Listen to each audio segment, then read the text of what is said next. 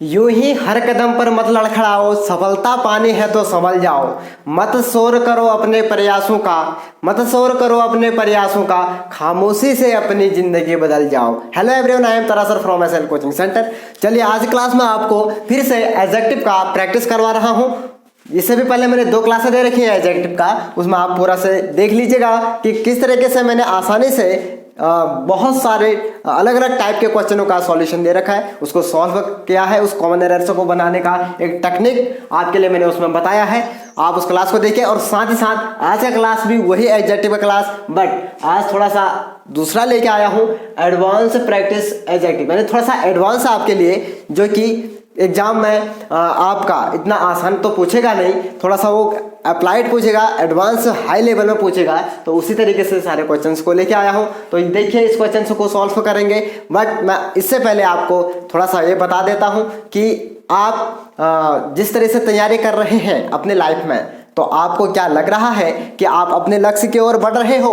क्या मेरी क्लास को देख के आपको क्या लग रहा है कि आप वास्तव में अपने लाइफ के जो कंपटीशन एग्जाम की तैयारी कर रहे हैं उसमें आपको क्या मेरी क्लास हेल्प कर रहा है या नहीं कर रहा है?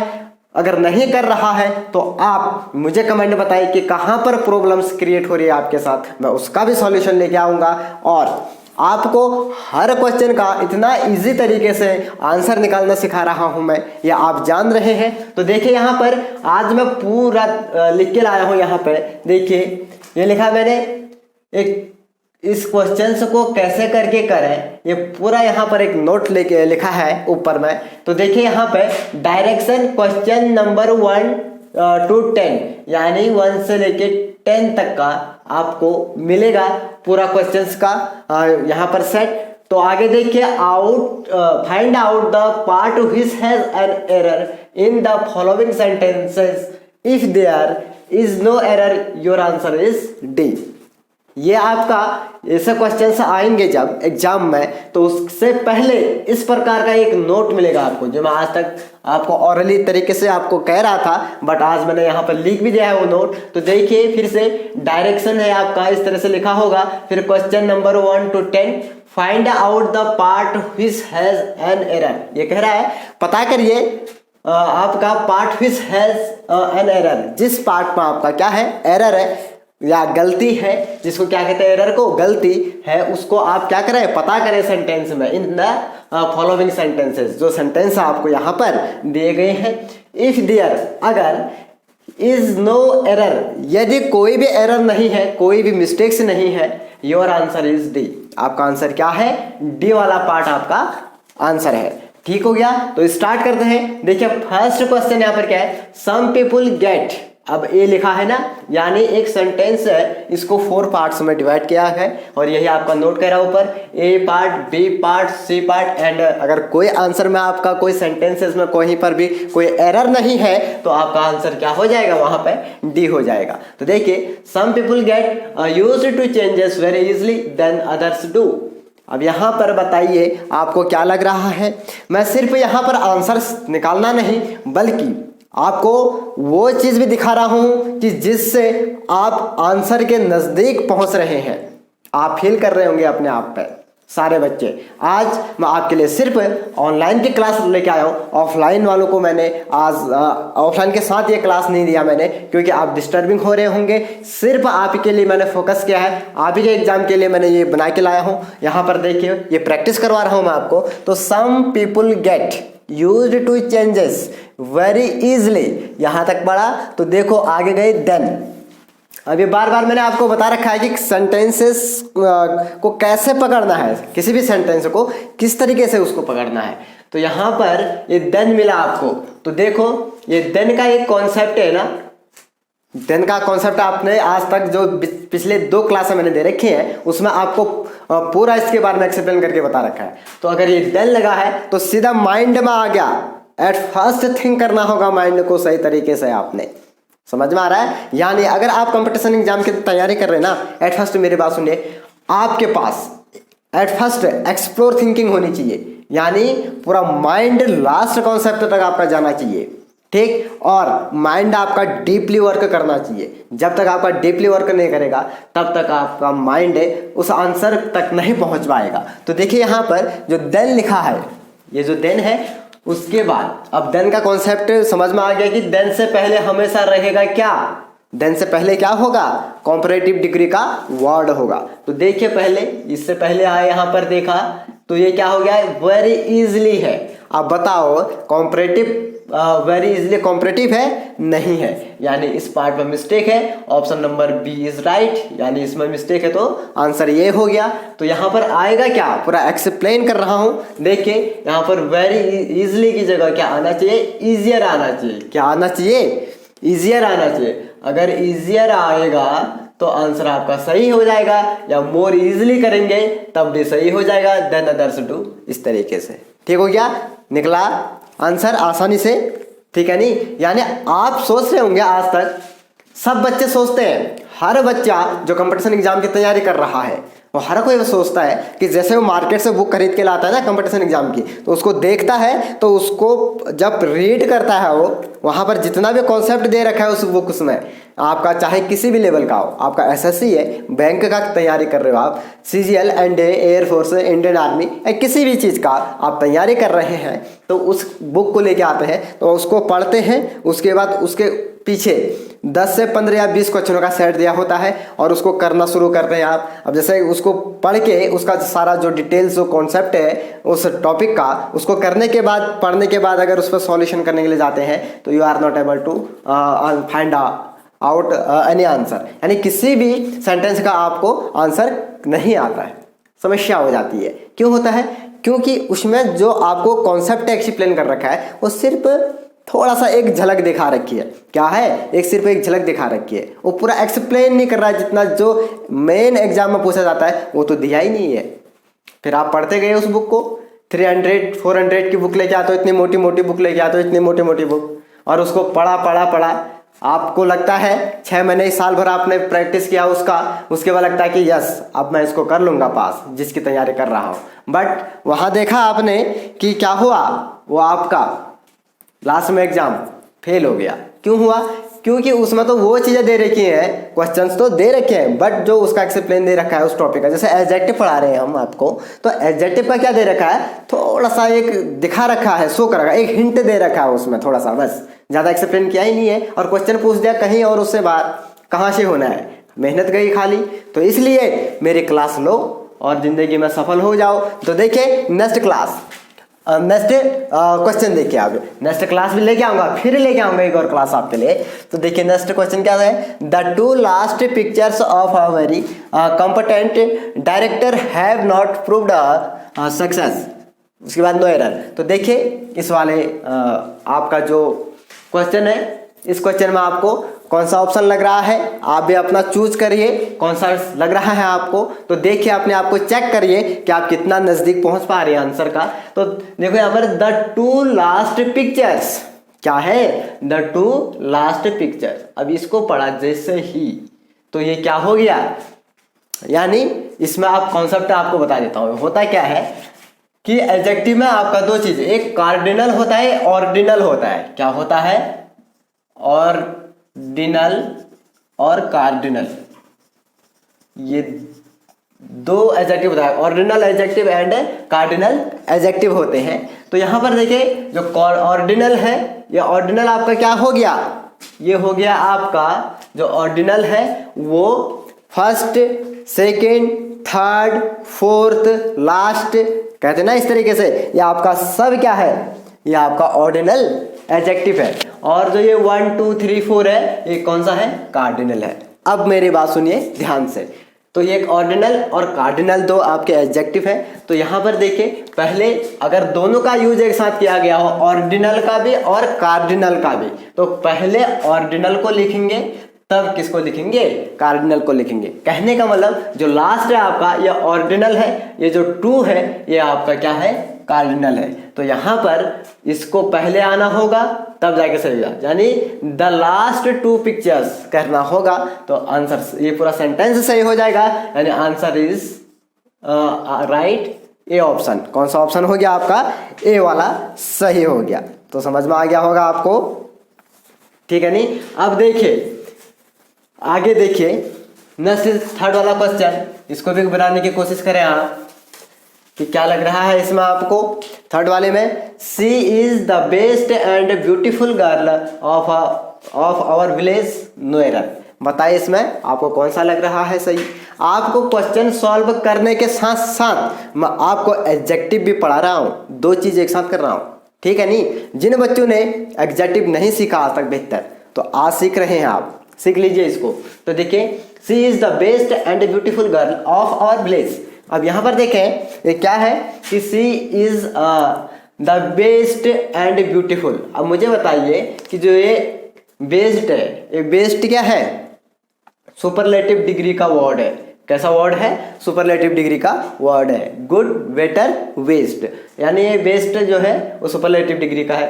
अब आगे देखिए एंड ब्यूटीफुल, यहाँ पर क्या है ये आपका क्या आ गया, एंड ब्यूटीफुल। ये ब्यूटीफुल आ गया आपका पॉजिटिव डिग्री का। कौन सा आ गया, पॉजिटिव डिग्री का वर्ड आ गया, ठीक है नहीं। तो अगर आपका यहाँ पर क्या आ रहा है, जब एक ही पर्सन में यानी दो चीजों की तुलना की जाए तो सेम डिग्री क्या किया जाता है, यूज किया जाता है। अब सी के बारे में बात हो रही, किसकी तुलना की जा रही है, सी की ही तुलना की जा रही है। दो उसकी जो खासियत है उसके बारे में की जा रही है। सी इज द बेस्ट, एक तो बेस्ट है वो, एंड ब्यूटीफुल दूसरा क्या है, वो ब्यूटीफुल भी है। तो ये दोनों एक ही के लिए हो रहा है कंपैरिजन, तो सेम डिग्री का यूज करेंगे। यहाँ पर ब्यूटीफुल ना हो के क्या होगा, यहाँ पर क्या होगा, मोस्ट ब्यूटीफुल होगा, तो सही हो जाएगा, यानी ऑप्शन इज राइट। ठीक हो गया ना। अब नेक्स्ट देखिए फोर्थ वाला, my book is superior than ours although it has cost me much less, और आपका नो एरर। तो देखिए इसमें आपको कौन सा सही लगता है, माई बुक इज सुपीरियर।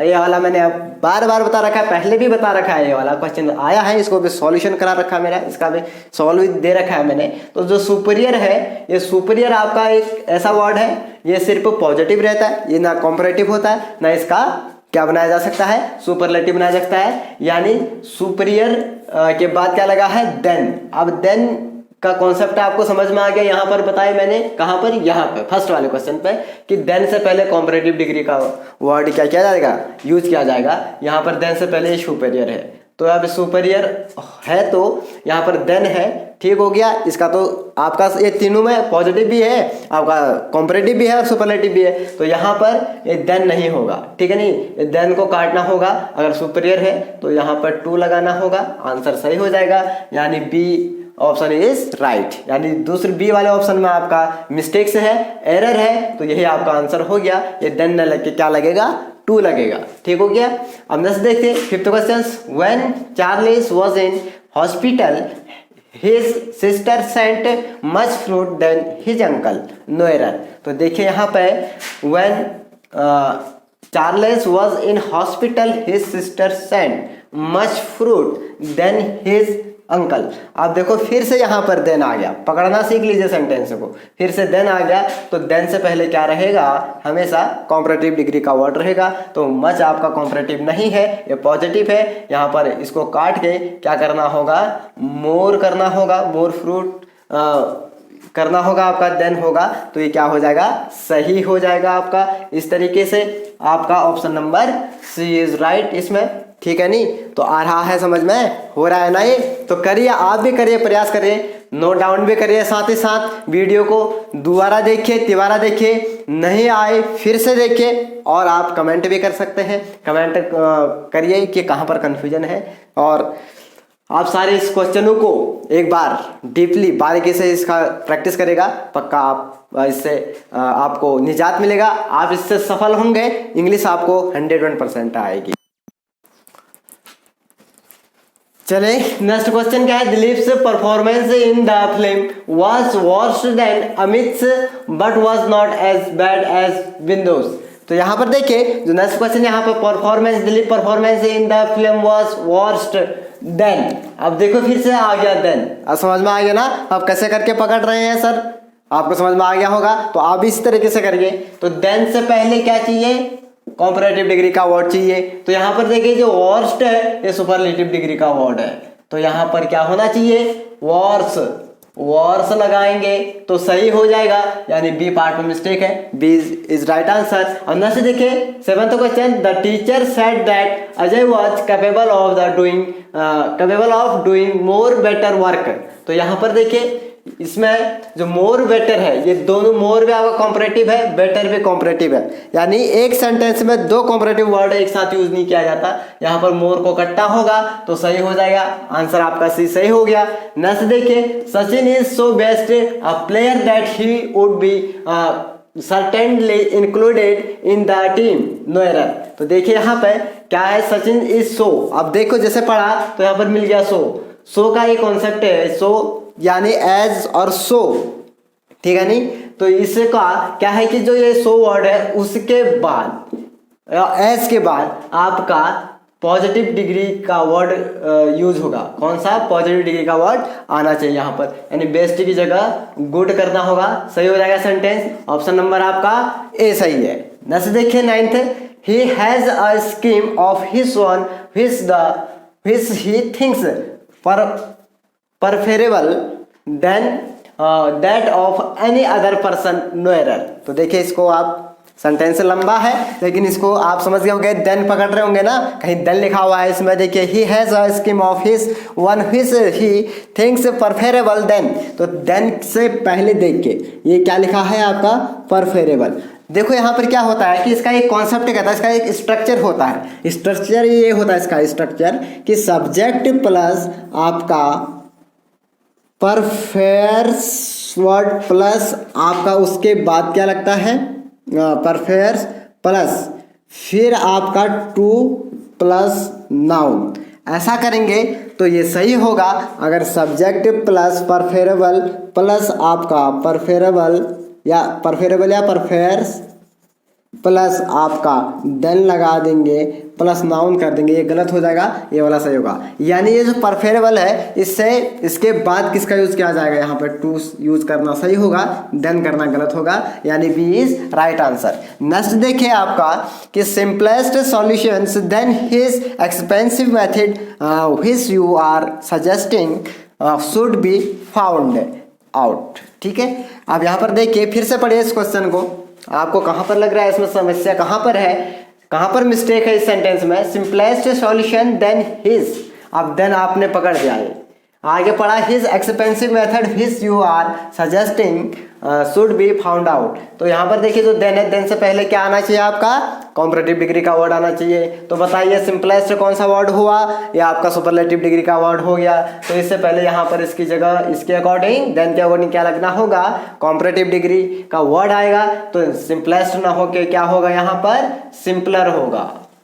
क्या होगा, सिंपलर होगा। Simpler solution than his expensive method which you are suggesting should be found out. ऐसा करेंगे तो सही हो जाएगा, यानी ए आंसर में मिस्टेक है, ए वाले ऑप्शन में मिस्टेक है, तो ए वाला आपका क्या हो जाएगा, राइट आंसर हो जाएगा। तो इस तरीके से आप करिए। आप मैंने इसको बहुत सारे क्वेश्चन आपको दे दिए, अब मैं नया पैटर्न वाला क्वेश्चन लाऊंगा कि दूसरे टाइप के क्वेश्चन किस तरीके से इस एडजेक्टिव पार्ट से पूछे जाएंगे, यह आपके लिए मैं लेके आऊंगा। बहुत ज़बरदस्त टॉपिक है, बहुत ज़बरदस्त क्लास है। अगर वाकई में अगर इंग्लिश सीखना चाहते हो, यानी इंग्लिश की दुनिया में आना चाहते हो, तो आपको अपनी दुनिया जैसा आप सीख रहे थे आज तक उसको ब्रेक करना होगा एट फर्स्ट, फिर से शुरुआत करना होगा आपको इंग्लिश सीखने के लिए। बिल्कुल जीरो लेवल से लेके चलना होगा, तब जाके आपको आएगा। और मैंने आपको यहाँ पर जो ये क्लास दी, इससे आपका कॉन्फिडेंस हाई भी हो रहा होगा। और आप अगर इस तरीके से अपने कंपटीशन एग्जाम की तैयारी नहीं कर रहे थे, तो मैं तो आपको ये सलाह देना चाहता हूँ कि आप, और दूंगा मैं आपको यही सलाह कहता हूँ, यही सलाह देता हूँ मैं आपको